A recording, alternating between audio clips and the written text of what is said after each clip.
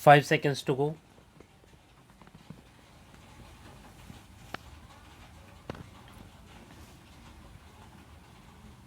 Start. In the light of the legal position stated herein above, it is very clear that no tax on the sale or purchase of goods can be imposed by any state when the transaction of sale or purchase takes place in the course of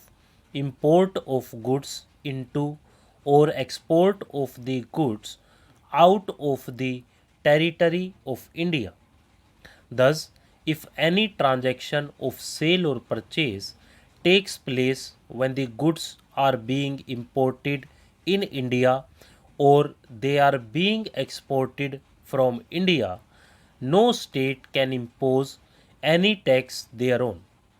Section 5 of the Central Act deals with the transaction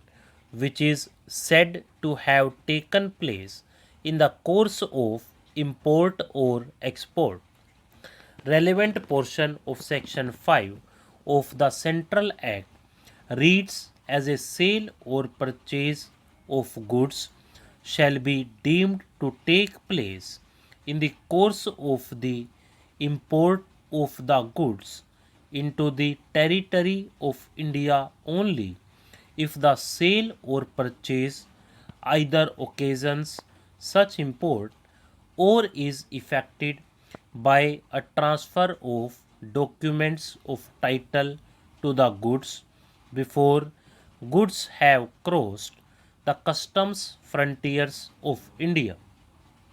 Upon perusal of the aforestated provision of Section 5 of the Central Act, it is clear that a sale or purchase of goods shall be deemed to take place in the course of import of the goods into the territory of India only if sale or purchase takes place before the goods have crossed the customs frontiers of India. Looking to the aforestated legal position, it cannot be disputed that the goods sold at the duty free shops owned by the appellant would be said to have been sold before the goods crossed the customs frontiers of India, as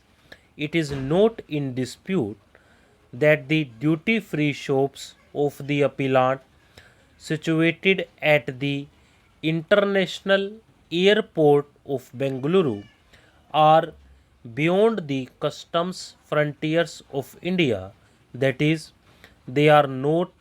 within the customs frontiers of India.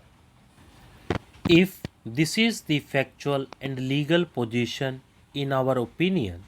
looking to the provisions of Article 286 of the Constitution, the state of Karnataka has no right to tax any such transaction which takes place at the duty free shops owned by the appellant which are not within the customs frontiers of India.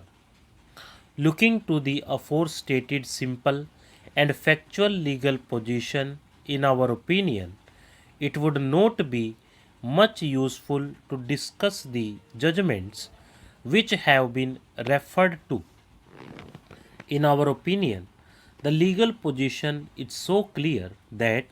it was not necessary for the learned counsel to refer to any judgment, and merely by showing the aforestated factual aspect and legal provisions to the concerned authority, the appellant could have convinced the concerned authority that the sale effected at the duty free shops of the appellant could not have been taxed by the state of Karnataka.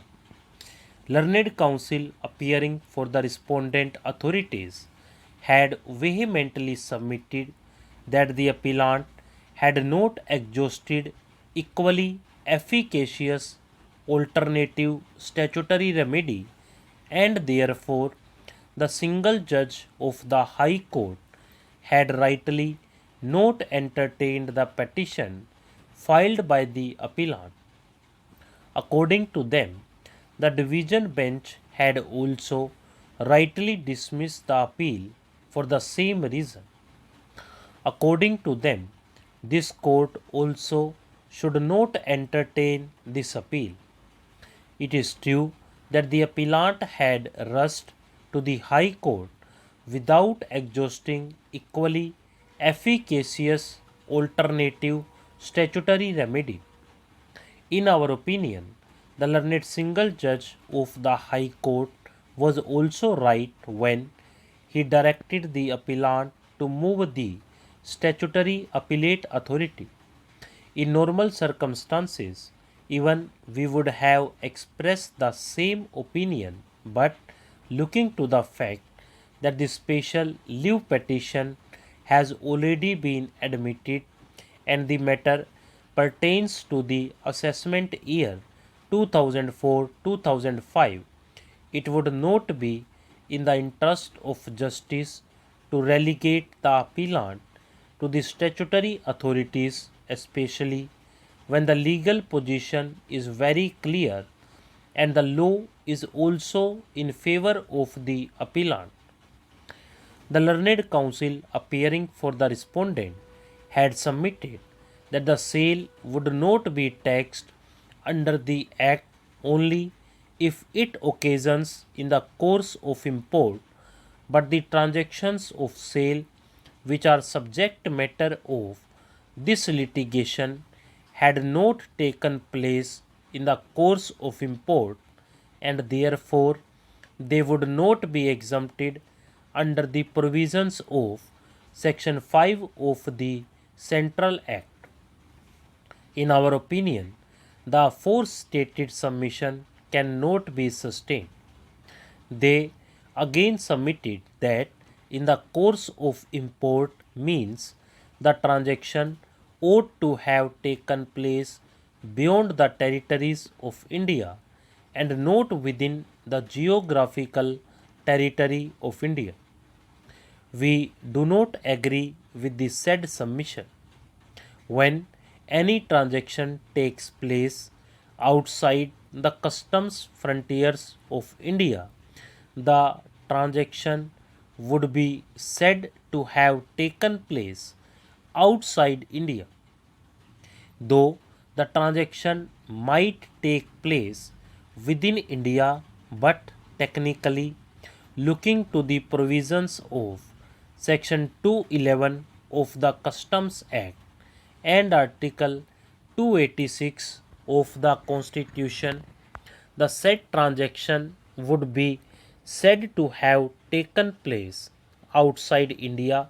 The goods that are imported into the territory of India. Stop.